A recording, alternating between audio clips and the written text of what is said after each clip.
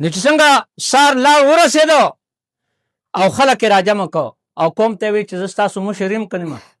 هغوی ته زموږ مشر یې، انت سیدنا انت افضلنا، ته زموږ سردار یې، ته موږ غوره یې.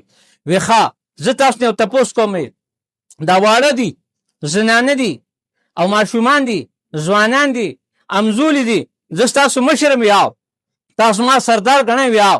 وی ما اوسه پورې داسې یو کار نه دی کړی که نه چې هغه ستاسو په دغه کې خلاف کړي، چې هغه کې تاسو ته نقصان وي. نه، تا چې څه کړي موږ له هغوی نن هم زما نظریه بدل ده، که چا هغه ومنله چې ټیک ده، کنې ما سره به نه ستاسو زنانه خبرې کوي، نه به نارینه خبرې کوي، او نه به ستاسو واړه خبرې کوي.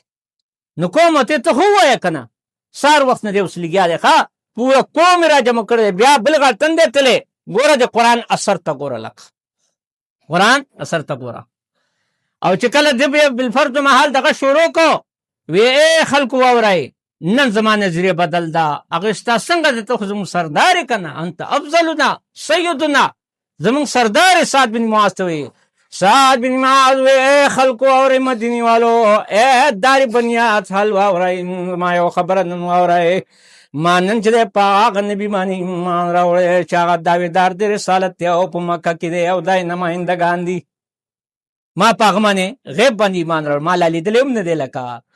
او وی اشهد ان لا اله الا الله واشهد ان محمد رسول الله، کلمه ویلا.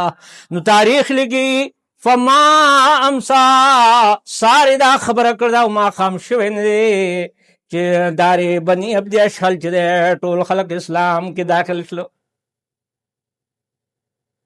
ایک عرب نے آدمی کا بول بالا کر دیا، خاک کے زروں کو بادوش سریا کر دیا، خود تھے جو راہ پر اوروں کے ہادی بن گئے، کیا نظر تھی جس نے مردوں کو مسیحا کر دیا.